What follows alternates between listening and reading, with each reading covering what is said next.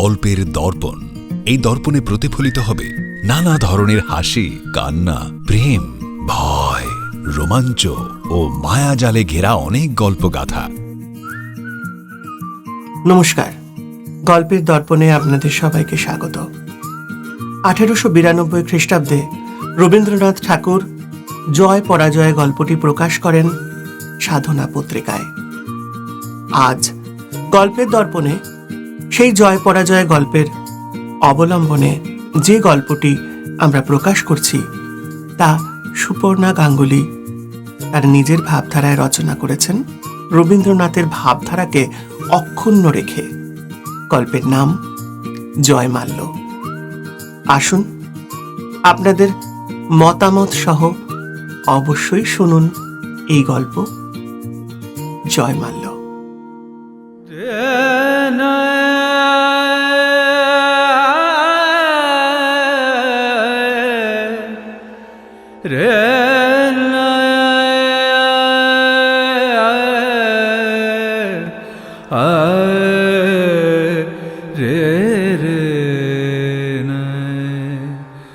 অমরপুর রাজ্যের রাজা উদয়নারায়ণ কাব্য ও সঙ্গীতের বিশেষ অনুরাগী ছিলেন তিনি। তার সভাকবি শেখর অনন্য সুরের অধিকারী। দেশের সকল মানুষ কবির কাব্য সঙ্গীত প্রতিভার গুণগ্রাহী। হৃদয় নন্দন বনে নিভৃত নিকেতনে, হৃদয় নন্দন বনে নিভৃত নিকেতনে, এসো হে আনন্দময়, এসো চির সুন্দর, হৃদয় নন্দন বনে। রাজা উদয়নারায়ণের একমাত্র কন্যা অপরাজিতা। তিনি অন্তঃপুরবাসিনী। শেখর তাকে কোনোদিনই চোখে দেখেননি, কিন্তু তার উপস্থিতি কবির মনে বিশেষ ছাপ ফেলেছিল। কবি শেখর যখন মহারাজের কাছে কাব্য বা সঙ্গীত নিবেদন করতেন, তখন তার ষষ্ঠেন্দ্রিয় তাই দিয়ে তিনি বুঝতেন সভাগৃহের উপরিতলের জানলায় ঝরোখার পেছনে রাজকন্যার উপস্থিতি। কখনো তার ছায়া, কখনো তার কঙ্কনের কিঙ্কিনি, বা কখনো নূপুরের ঋণী ঋণী আওয়াজ কবিকে এক অনন্য অনুভূতির আবেশে আচ্ছন্ন করত। শেখরের মনে কখনোই এই ছায়ার অধিকারিণী সম্পর্কে কোনো রকম প্রশ্ন, তর্ক বা সংশয়ের আভাস জাগেনি।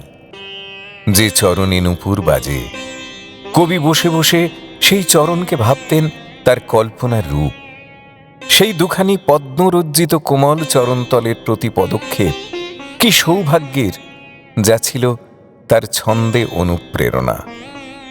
রাজকন্যার অনুগ্রহ আর দেবতার কি করুণা, যা তার কাব্যে স্পষ্টত প্রকাশ পেত। এই ছিল কবির ভালোবাসা তার অজানা অদেখা রাজকন্যার প্রতি। রাজকন্যাই ছিল কবির কাব্যের অনুপ্রেরণা।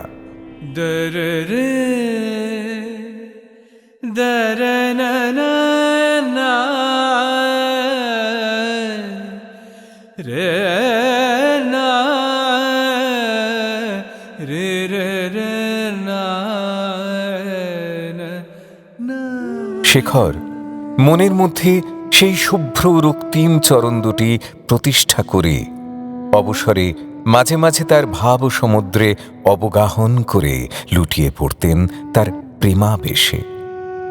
নূপুরের সিঞ্জনে সুর তার অন্তরে যে ছন্দের আন্দোলন প্রকাশ করত, তার উপর নির্ভর করে তিনি গান গাইতেন। নতুন কাব্য রাজাকে শোনানোর সময় আপন কণ্ঠস্বর উচ্চগ্রামে বেঁধে পরিবেশন করতেন, যাতে উপরিতলে বাতায়নবর্তিনী রাজকন্যা অপরাজিতার কানে তার সেই গান পৌঁছায়। তিমির অবগুণ্ঠনে বদন তব ঢাকি কে তুমি, কে তুমি, কে তুমি মম অঙ্গনে দাঁড়ালে একাকী তিমির অবগুণ্ঠনে। আজি সঘন সর্বরী মেঘ মগন তারা নদীর জলে ঝরঝরি ঝরি ঝরি ঝরিছে জলধারা। তমাল বন মরমরি মরি মরি পবন চলে হাকি কে তুমি, কে তুমি, কে তুমি মম অঙ্গনে দাঁড়ালে একাকী তিমির অবগুণ্ঠনে।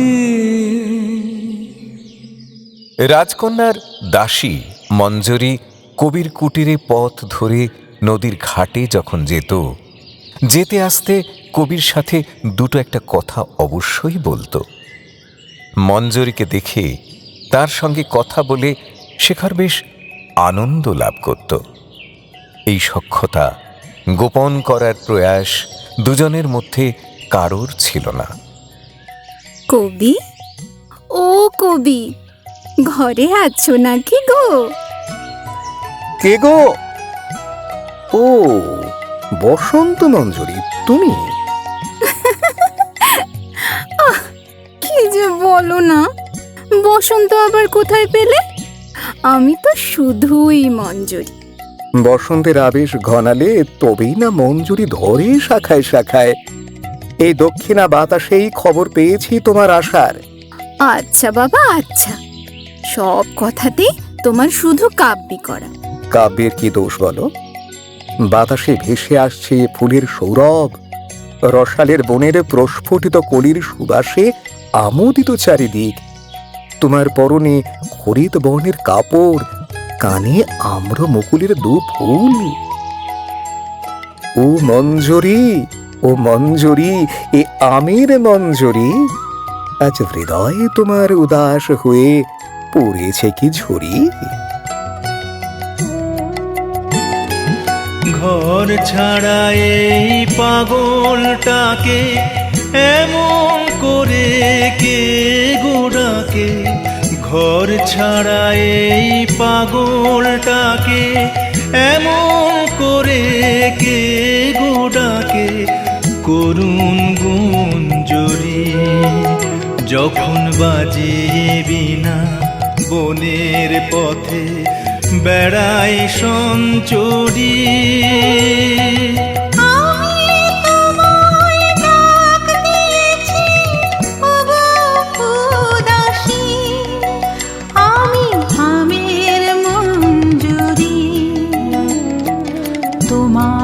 চোখে দেখার আগে তোমার স্বপ্ন চোখে লাগে,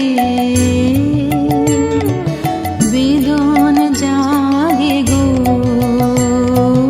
না চিনিতে ভালোবেসেছি। আমি পথ ভোলা এক পথে এসেছি, আমি পথ ভোলা এক পথে এসেছি। এত সুন্দর গান বাঁধো তুমি, কিন্তু লোকে যে ভুল বোঝে গো কবি। সে যা হোক, মানুষ নিজ প্রবৃত্তি অনুযায়ী ভাবনা চিন্তা করে, বলপূর্বক কি তার পরিবর্তন করা যায়? জানো কবি, তোমার এই বসন্ত মঞ্জুরি ডাকের জন্য কত লোক কত কটু কথা বলে। বৃদ্ধ বয়োজ্যেষ্ঠরা বলে, সর্বনাশ! প্রতিবেশিনীরা কি বলে জানো? বলে মরণ দশা আর কি। আর ওই নদীর ঘাটের বৌঝিরা বলে না না, সে কথা বাবু বলা যাবে না, সে কথা থাক। সে যাই বলুক সখী, আমার কাছে তুমি বসন্ত মঞ্জরি। তোমার সখ্য, তোমার সাহচর্য আমার কাছে অত্যন্ত মূল্যবান। নগর অতিক্রম করে মঞ্জরি ও কবির জনরব একদিন রাজার কানেও পৌঁছাল। রাজা তার কবির রসাধিক্যের পরিচয় পেয়ে যার পর নাই আমোদ বোধ করলেন। কৌতুক করে বললেন, কবি, শুনছি নাকি তোমার জীবনে বসন্তের আগমন ঘটেছে। আগে মহারাজ, ঋতুরাজ বসন্ত আমার কাব্য রচনার প্রেরণা যে। তোমার বসন্তের বর্ণনায় সেদিন একটা নতুন অনুপ্রাস শুনলাম, মঞ্জুলো বনঞ্জুলো মঞ্জরি। হ্যাঁ মহারাজ, এই নতুন শব্দটি সদ্যই ব্যবহার করেছি বটে। তা কবি, ভ্রমর কি কেবল বসন্তের রাজসভাতে গান গায়? না মহারাজ, পুষ্পমঞ্জরির মধুও পান করে। এমনি করে সকলেই আমোদ করত। অন্তঃপুরে রাজকন্যা অপরাজিতাও মঞ্জরিকে নিয়ে হাস্য পরিহাস করত। মঞ্জরি তাতে অসন্তুষ্ট হতো না। ভ্রমর শেখা হয় বিবাগে, নিভৃত নীল পদ্ম লাগি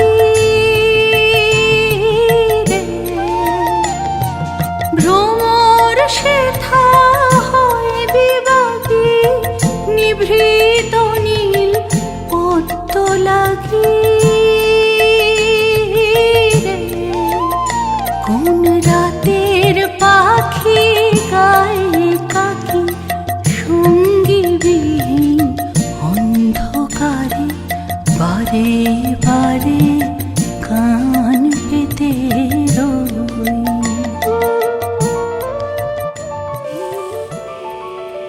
ওলো মঞ্জরি, সভাকবির সঙ্গে নাকি তোর প্রগাঢ় সদ্ভাব? না না রাজকুমারী, আমি নগণ্যা দাসী। নদীর ঘাটে যাতায়াতের পথে ওনার সাথে সামান্যই ওই আলাপ আর কি।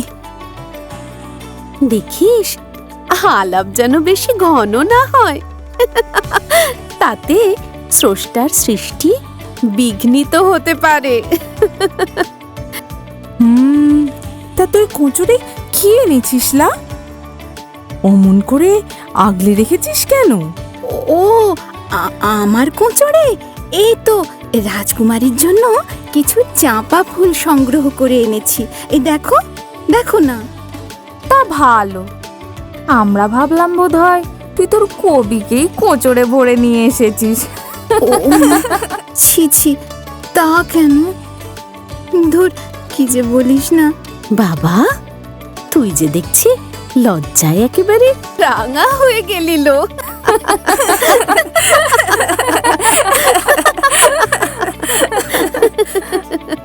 প্রকৃত, অপ্রকৃত, কাল্পনিক এবং বাস্তবিক, এইরকম পাঁচমিশালি জোড়াতাড়ায় জীবন কাটে।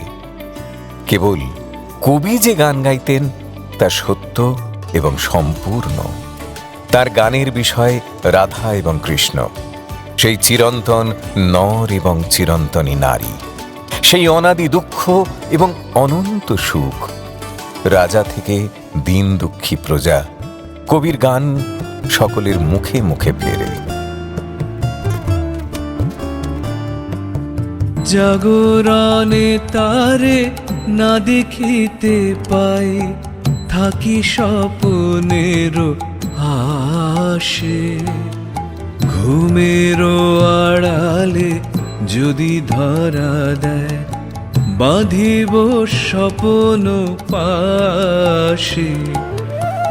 এত ভালোবাসি এত যারে চাই, মনে হয় না তো সে যে কাছে নাই। এত ভালোবাসি, এত যারে চাই, মনে হয় না তো সে যে কাছে নাই। যেন এ বাসনা ব্যাকুল আবেগে তাহারে আনিবে ডাকি। দিবস রজনী আমি যেন কার আশায় আশায় থাকি। দিবস রজনী আমি যেন কার আশায় আশায় থাকি। দিবস রজনী আমি যেন কার আশায় আশায় থাকি। এমনি ভাবেই দিন যায়। কবি কবিতা লিখতেন, রাজা শুনতেন, রাজসভার সভাসদগণ বাহবা দিত। মঞ্জরি নদীর ঘাটে আসত এবং অন্তঃপুরের বাতায়ন থেকে কখনো কখনো একটি ছায়া পড়ত, কখনো কখনো নূপুরের ধ্বনিও শোনা যেত। এমনই এক সময়ে দাক্ষিণাত্য থেকে এক দিগ্বিজয়ী কবি পথিমধ্যে সকল রাজ্যের সভা কবিদের পরাস্ত করে অবশেষে অমরাপুরে এসে উপস্থিত হলেন। রাজা পরম সমাদরে বললেন, ত্রাহি ত্রাহি। কবি পুণ্ডরীক দম্ভ ভরে বললেন, যুদ্ধং দেহি। রাজা বাগযুদ্ধের আয়োজন করলেন, কিন্তু কাব্যযুদ্ধ সম্পর্কে শেখরের বিন্দুমাত্র ধারণা নেই, অথচ রাজার মান রাখতে হবে। শেখর অত্যন্ত চিন্তিত এবং শঙ্কিত হয়ে উঠল। দেশের মানুষ উত্তেজনায় চঞ্চল হয়ে উঠল।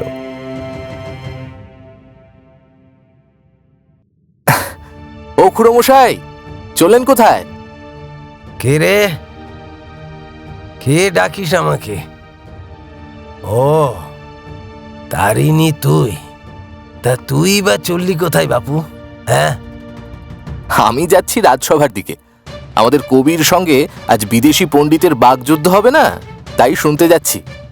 আমিও তো এই সভাতেই যাচ্ছি। দেখি কেমন কাব্যের লড়াই হয়। কবির গলায় মিঠে গান শুনেছি একদিন, তা নিয়ে যুদ্ধ। কোনোদিন তো এরকম শুনিনি বাপু। কালে কালে কতই যে দেখবো। রাধে রাধে। রাধে রাধে খুড়োমশাই, এবার একটু পা চালিয়ে চলুন দেখি।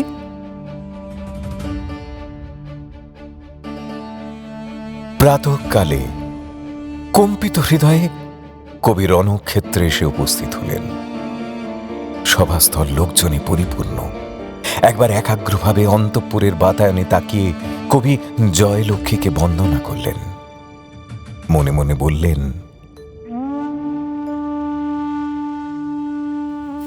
আমার যদি আজ জয় হয়, তবে হে দেবী, হে অপরাজিতা, তা তোমারই নামের সার্থকতা হবে।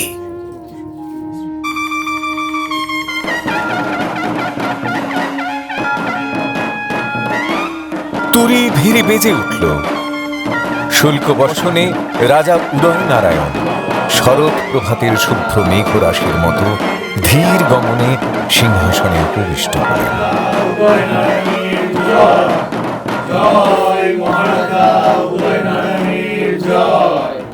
হে মাননীয় পণ্ডিতগণ এবং আমার সন্তানতুল্য প্রজাগণ, আজ এই কাব্যযুদ্ধের রণক্ষেত্রে অবতীর্ণ হয়েছেন দাক্ষিণাত্যের পরম সম্মানীয় কবি পুণ্ডরীক এবং তাঁর প্রতিদ্বন্দ্বী অমরাপুরের সভাকবি শেখর।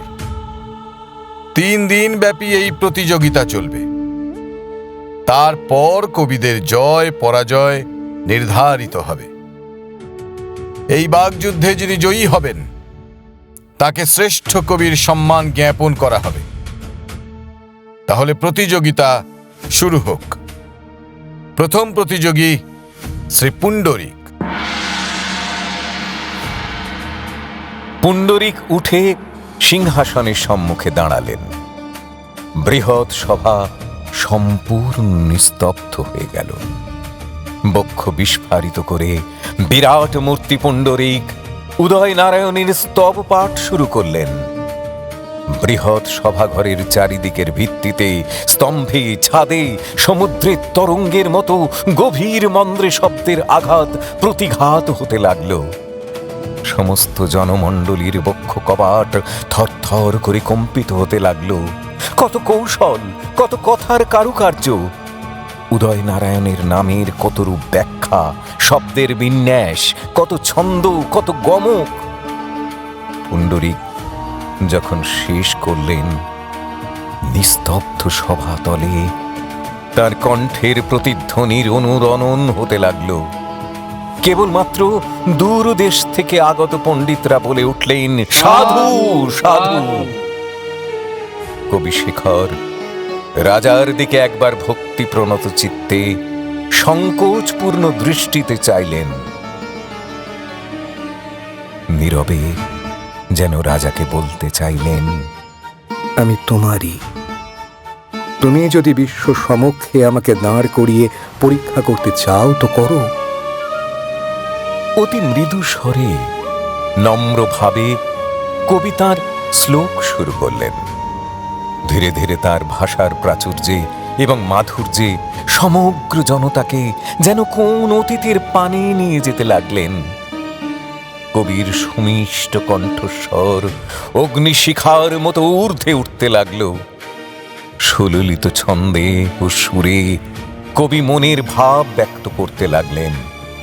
রাজা চন্দ্রবংশীয় আদিপুরুষের কথা এবং ক্রমে যুদ্ধ, বিগ্রহ, শৌর্য, বীর্য, যজ্ঞদান, কত মহৎ অনুষ্ঠানের মধ্যে দিয়ে রাজকাহিনীতে বর্তমানে নিয়ে এলেন। রাজ্যের সমস্ত প্রজার হৃদয়ের প্রীতিকে ভাষায়, ছন্দে জীবন্ত করে প্রতিষ্ঠা করলেন। অবশেষে তার কথা শেষ করে কবি রাজাকে বললেন, মহারাজ, আমি শাস্ত্রজ্ঞ নই, তর্কবিদ্যায় কোনো পারদর্শিতাও আমার নেই। আমার হৃদয়ের আবেগ, আমার উপলব্ধি, আমার ভালোবাসাই আমার সুরের উৎস। মহারাজ, বাক্যতে হার মানতে পারি, কিন্তু ভক্তিতে কে হারাবে আমাকে?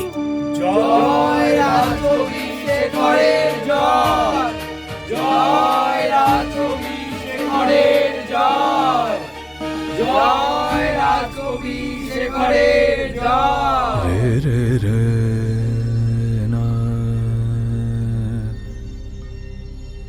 রে না রে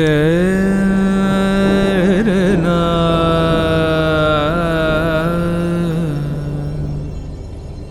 রে না রে রে না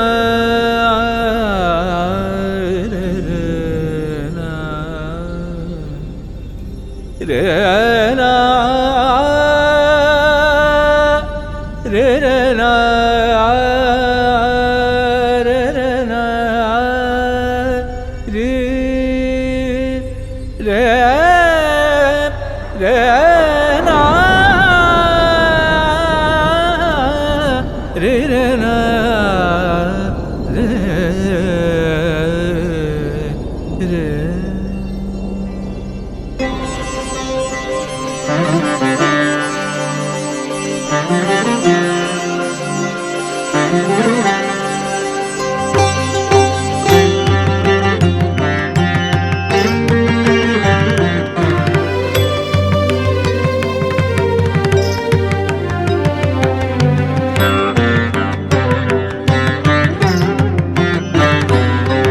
হৃদয়ে মন্দ্রিল ডমরু গুরু গুরু, ঘন মেঘের ভুরু কুটিল কুঞ্চিত, হলো রোমাঞ্চিত বনু বনান্তর, দুলিল চঞ্চল বক্ষ হিন্দোলে, মিলন স্বপ্নে সে কোন তিথিরে। হৃদয়ে মন্দ্রিল ডমরু গুরু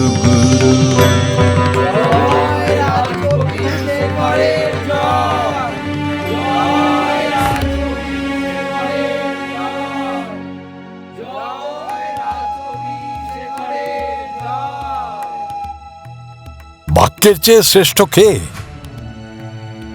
সমগ্র বেদ উপনিষদ শাস্ত্রাদি আমার কণ্ঠস্থ। বেদ বেদান্ত হতে আমি প্রমাণ করতে পারি বাক্যই বিশ্বের মধ্যে শ্রেষ্ঠ, বাক্যই সত্য, বাক্যই ব্রহ্ম।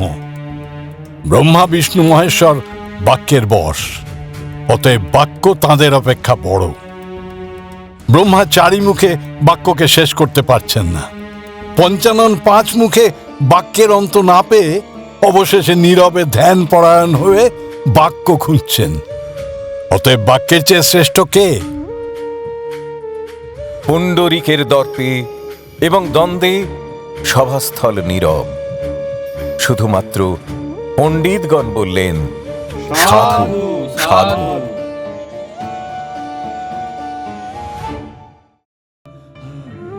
পরদিন প্রতিযোগিতার দ্বিতীয় দিন। কবি শেখর তার গান শুরু করলেন। शांगन गगने घोर घन घटा निशीथ जामिनी रे,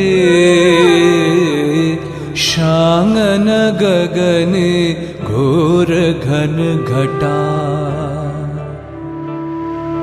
कुंज पथे सखी कैसे जावब, कुंज पथे सखी कैसे जावब, अबला कामिनी रे, शांगन गगने। বৃন্দাবনে বাঁশি বাজছে, কেউ জানে না সে সুর কোথা থেকে ভেসে আসে। কখনো দক্ষিণা পবনে, কখনো উদয়াচলের শীর্ষ হতে, অথবা আকাশের অসীম শূন্যতার মাঝে, যমুনার প্রত্যেক তরঙ্গে, কুঞ্জে কুঞ্জে, পথে ঘাটে, ফুলে ফলে, জলে স্থলে, উচ্চ নিচে, সর্বত্রই বাঁশির সুর শোনা যায়। কখনো সেই সুর মিলনের আহ্বান জানায়, আবার কখনো সুরে ভাসে বিরহ শোকের কান্না। রাজসভা, রাজা, আত্মপক্ষ, প্রতিপক্ষ, যশ অপযশ, জয় পরাজয় সব কিছু ভুলে শেখর যেন নির্জন হৃদয় কুঞ্জে মগ্ন হয়ে একাকী সেই বাঁশির গান গেয়ে চললেন। কেবল মনের মধ্যে বিরাজিত এক জ্যোতির্ময়ী মূর্তি, এবং কানে বাজে দুটি কোমল চরণের নূপুর ধ্বনি। हृदय कान कहरे सजनी ए दुर्जोगे, कुंजे निरदय कान, दारुण बाशी काह बजायत, दारुण बाशी। গান শেষ হলো। এক অনির্বচনীয় মাধুর্য ও বিরহ ব্যাকুলতায় পরিপূর্ণ সভাস্থল নীরব। কেউ সাধুবাদ দিতে পারল না। ভাবের আবেগ প্রশমিত হওয়ার পর পুণ্ডরিক হুঙ্কার দিয়ে প্রশ্ন করলেন, রাধাই বা কে, কৃষ্ণই বা কে? রাধা কে, কৃষ্ণ কে? রাধা হলেন প্রণবঙ্কার এবং কৃষ্ণ ধ্যান যোগ। রাধা হলেন লাদিনী শক্তি বা পরাশক্তি, কৃষ্ণ হলেন শক্তিমান। কৃষ্ণ হলেন পরমাত্মা বা ঈশ্বর, এবং রাধা হলেন জীবাত্মার প্রতীক। যে বৃন্দাবনের গান আপনাদের কবি শোনালেন তা কোনো স্থান বিশেষ নয়। আমাদের 2 ভ্রুর মধ্যবর্তী বিন্দুতেই স্থিত আছে বৃন্দাবন। রা শব্দের অর্থ লাভ এবং ধা শব্দের অর্থ ধাবমান। কৃষ্ণের প্রতি রাধিকা সততই ধাবিতা হন, তাই তিনি রাধা। রাধা ও কৃষ্ণের প্রেমের ব্যাখ্যা অত্যন্ত জটিল। শাস্ত্র না জানলে তা আত্মস্থ করা যায় না। হে পণ্ডিত প্রবর, বেদ বেদান্ত সম্পর্কে আমি অনভিজ্ঞ। শাস্ত্রাধ্যয়নে আমার পারদর্শিতা নেই। আমি শুধু সর্বত্রই তাঁর মহিমা প্রত্যক্ষ করি। আকাশের নীল শূন্যতায়, নদীর কলতানি, বনানীর আন্দোলনে শুধুই শ্যাম ও রায়ের প্রেম খুঁজে ফিরি। স্তব্ধ হন কবি। আপনার সীমিত জ্ঞান ভাণ্ডার নিয়ে আপনি আমার সঙ্গে প্রতিযোগিতায় অবতীর্ণ হন কোন সাহসে?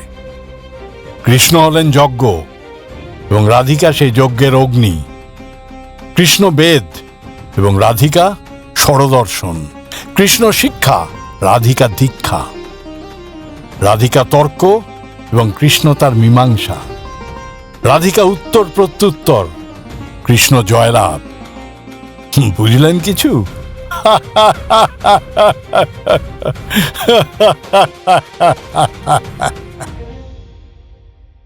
রাজা উদয় নারায়ণ পুণ্ডরীকের আশ্চর্য ক্ষমতায় মুগ্ধ হলেন। পণ্ডিতগণ হলেন বিস্মিত। এই অদ্ভুত জটিল তত্ত্ব, তার সমাধানে সাধারণ মানুষ পেল বিস্তর চিন্তা ও শিক্ষার বিষয়ে।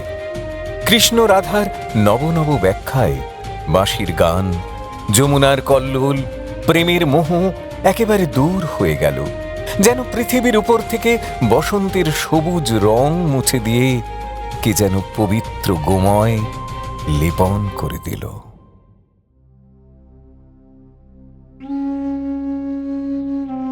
আজ প্রতিযোগিতার শেষ দিন। পুণ্ডরীক তার বক্তব্য শুরু করলেন। ব্যস্ত এবং সমস্ত, দ্বিব্যস্ত এবং দ্বিসমস্তক, বৃত্ত, তার্ক, সূত্র, চক্র, পদ্ম, কাকপদ, আদুত্তর, মধ্যোত্তর, অন্তোত্তর, বাক্যোত্তর, শ্লোকোত্তর, বচনগুপ্ত, মাত্রাচ্যুতক, চ্যুতদক্তাক্ষর, অর্থগূঢ়, স্তুতি, নিন্দা, অপহ্নুতি, শুদ্ধাপভ্রংশ শাব্দী, কালসার, প্রহেলিকা প্রভৃতি অদ্ভুত শব্দ চাতুরি দেখালেন। সভাশুদ্ধ মানুষ মন্ত্রমুগ্ধ ও বিস্মিত হয়ে রইল। শেখর যে পদ রচনা করতেন তা নিতান্তই সহজ সরল। সুখে দুঃখে সাধারণ মানুষের কণ্ঠে সেই গান ফিরত। কিন্তু আজ পুণ্ডরীকের যে পাণ্ডিত্য প্রকাশ পেল, তাতে দেশের মানুষ মনে করল এই অগাধ জ্ঞানের অধিকারী পণ্ডিতটির তুলনায় তাদের কবি নিতান্তই বালক এবং অতি ক্ষুদ্র মানুষ। খুড়োমশাই, ও খুড়োমশাই, বলি এই পণ্ডিতের ভাষণটি শুনলেন? ওহ, কি পাণ্ডিত্য, কি শব্দের খেলা! সত্যি বাপু, এমনটা কোনোদিন শুনিনি। হ্যাঁ, রাজসভার এতগুলো মানুষ সবাই বিস্ময়ে হাঁ হয়ে গেছে। কত পড়াশুনো করেছে বল দেখিনি পণ্ডিত। হ্যাঁ হ্যাঁ, সেই তো। কিন্তু উনি যা বললেন, কিছু কি মানে বুঝতে পারলেন? হ্যাঁ, আমরা সাধারণ চাষাভুষো মানুষ, আমরা কি বুঝবো বল দেখিনি। হ্যাঁ, তবে হ্যাঁ, ওই ওপাশের ওই প্রথম সারির পণ্ডিত জ্ঞানীগুণী মানুষেরা বুঝেছে। হ্যাঁ, দিব্যি মাথা নাড়ছিল সবাই। কি মনে হচ্ছে খুড়োমশাই? আমাদের কবি উনি কি এনার সঙ্গে লড়তে পারবেন?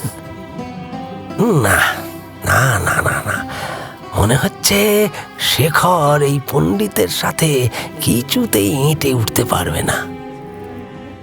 এত বিদ্যা কি ওর আছে?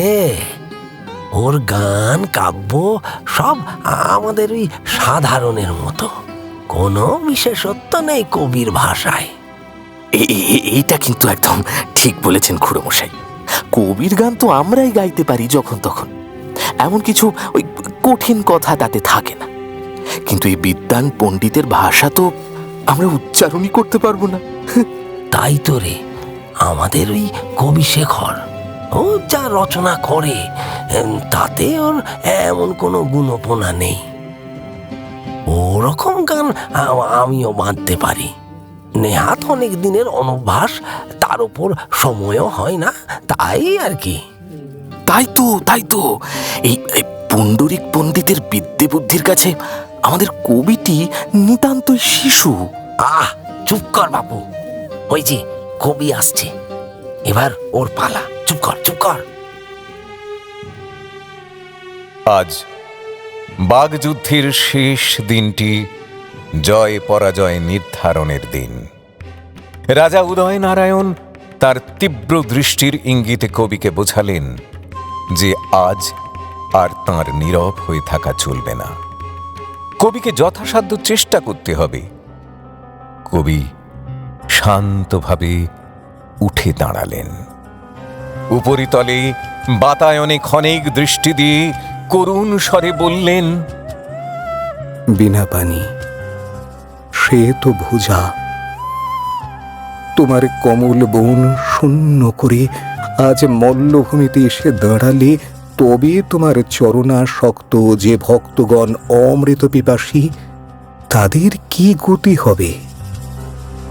ধরা দিয়েছি গো আমি আকাশের পাখি, ধরা দিয়েছি গো নয়নে দেখেছি তব নূতন আকাশ, ধরা দিয়েছি গো আমি আকাশের পাখি, ধরা দিয়েছি গো আমি আকাশের পাখি, ধরা দিয়েছি গো নয়নে দেখেছি তব নূতন আকাশ, ধরা দিয়েছি গো আমি আকাশের গান পাখি। শেষ হল। পুণ্ডরীক সশব্দে শ্লেষপূর্ণ হাসি হাসতে লাগলেন।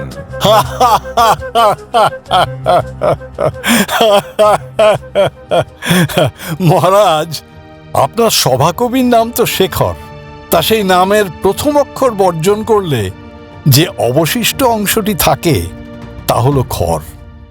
এই খর শব্দের অর্থ সকলে জানেন কি?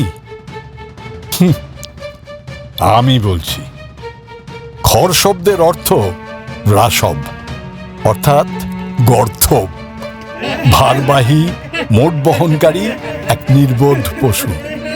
সকলেই জানেন সেই জন্তু সারা জীবন সঙ্গীত চর্চা করেও কিরূপ সফল হয়। তাই পদ্মবনের সঙ্গে খড়ের কি সম্পর্ক বলতে পারি না, এবং বিস্তর সঙ্গীত চর্চা করেও সেই জন্তুটি কি ফল লাভ করেছে তা তো কারো অজানা নয়। তবে একটা কথা বলি, বিনা পানির প্রকৃত অধিষ্ঠান তো পুণ্ডরিক, অর্থাৎ শ্বেত পদ্মে। সরস্বতী সেই শ্বেত কমলেই বিরাজ করেন। মহারাজের অধিকারে কবি কি অপরাধ করেছিলেন যে এদেশে তাকে খড় বাহন করে তাকে অপমান করা হচ্ছে? পণ্ডিত উচ্চ ঈশ্বরে হাসতে লাগলেন। সভাস্থ সকলেই কেউ বুঝে কেউ না বুঝে হাসতে লাগল। উপযুক্ত প্রত্যুত্তরের প্রত্যাশায় উদয়নারায়ণ তাঁর কবি সখার দিকে তীক্ষ্ণ তাড়না করতে লাগলেন, কিন্তু শিখর বিন্দুমাত্র বিচলিত হলেন না। রাজা শিখরের প্রতি রুষ্ট হয়ে সিংহাসন থেকে নেমে এলেন। 3 দিন ব্যাপী কাব্যযুদ্ধের শেষে আজ পণ্ডিত প্রবর পুণ্ডরিককে বিজয়ী ঘোষণা করা হলো। তাকে যথাযথ সম্মান জ্ঞাপন করে আমার এই মুক্ত মালা তার কণ্ঠে পরিয়ে দিলাম।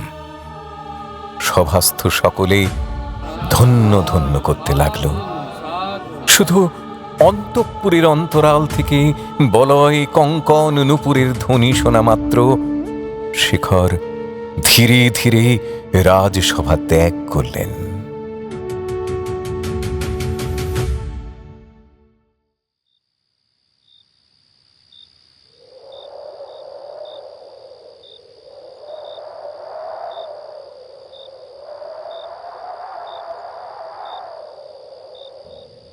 কৃষ্ণা চতুর্দশী, অন্ধকার রাত্রি।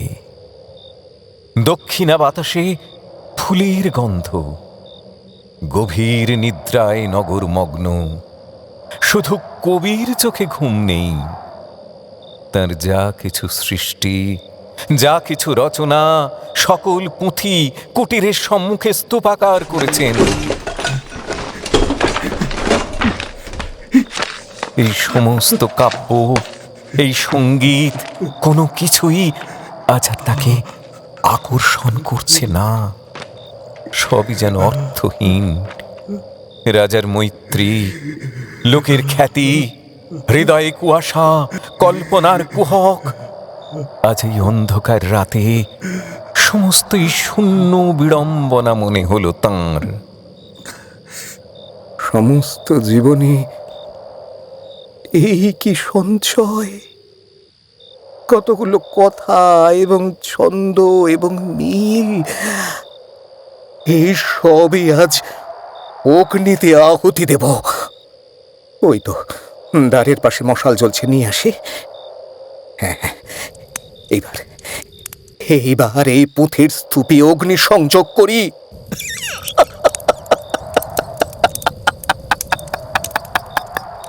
বড় বড় রাজারা আশ্রমে যজ্ঞ করেন, আজ আমার এই কাব্যমেধ যজ্ঞ। না, তুলনাটি যথার্থ হলো না। অশ্বমেধের অশ্ব যখন সর্বত্র বিজয়ী হয়ে ফিরে আসে, তখনই সেই যজ্ঞ অনুষ্ঠিত হয়। আর আমার কবিত্ব আজ পরাজিত, তাই কাব্যমেধ যজ্ঞ করতে বসেছি আজ। হোমাগ্নির লেলিহান শিখায় আমার সকল সৃষ্টি আহুতি দিলাম। তোমাকে দিলাম, তোমাকে দিলাম, তোমাকে দিলাম। এ সুন্দরী অগ্নিশিখা, তোমাতেই আমার সর্বস্ব অর্পণ করলাম। আজ একেবারে শেষ আহুতি দিলাম। বহুদিন তুমি আমার হৃদয়ের মধ্যে জ্বলছিলে, এ মোহিনী, বহ্নিরূপিণী। যদি সোনা হতাম তো উজ্জ্বল হয়ে উঠতাম, কিন্তু আমি তুচ্ছ তৃণ দেবী। তাই আজ ভস্ম হয়ে গিয়েছি।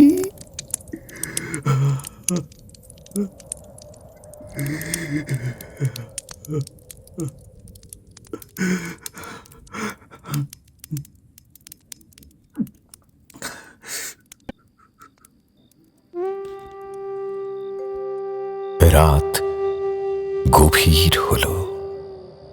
শিখর তার কুটিরের সকল বাতায়ন খুলে দিলেন। সন্ধ্যাবেলা বাগান থেকে সংগ্রহ করা জুঁই, বেল, গন্ধরাজ মুঠো মুঠো ছড়িয়ে দিলেন নির্মল শয্যার উপর। ঘরের চারদিকের দীপাধারে জেলে দিলেন প্রদীপ। তারপর মধুর সঙ্গে এক উদ্ভিজ্জ বিষ মিশিয়ে নিশ্চিন্তে তা পান করলেন এবং ধীরে ধীরে আপন শয্যায় শয়ন করলেন। বিষক্রিয়ায় শরীর অবশ হয়ে এলো, চোখের পাতায় নামল আঁধার। এমন সময়ে নূপুর বেজে উঠল। দক্ষিণা বাতাসের সঙ্গে কেশগুচ্ছের সুগন্ধ ছেয়ে গেল।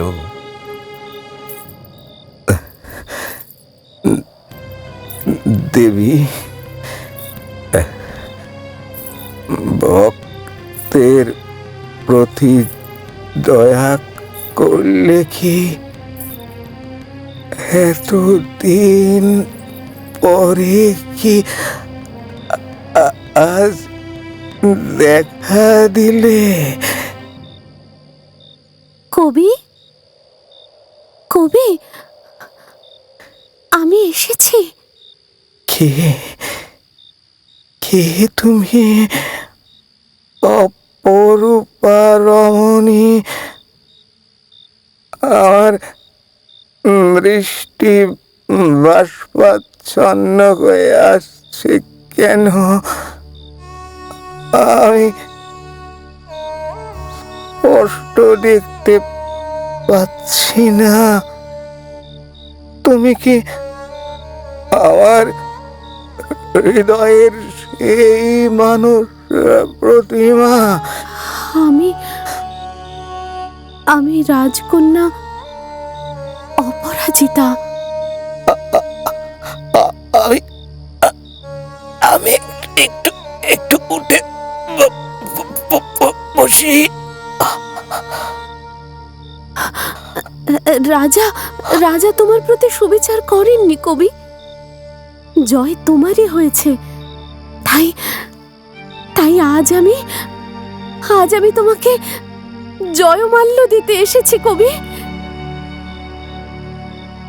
রাজকন্যা অপরাজিতা নিজের কণ্ঠ থেকে সহস্ত রচিত পুষ্পমালা খুলে কবির গলায় পরিয়ে দিলেন। মরণাহত কবি মৃত্যুর কোলে ঢলে পড়লেন। চিরবন্ধু চিরনির্ভর চিরশান্তি তুমি হে প্রভু, চিরবন্ধু চিরনির্ভর চিরশান্তি তুমি হে প্রভু, চিরবন্ধু।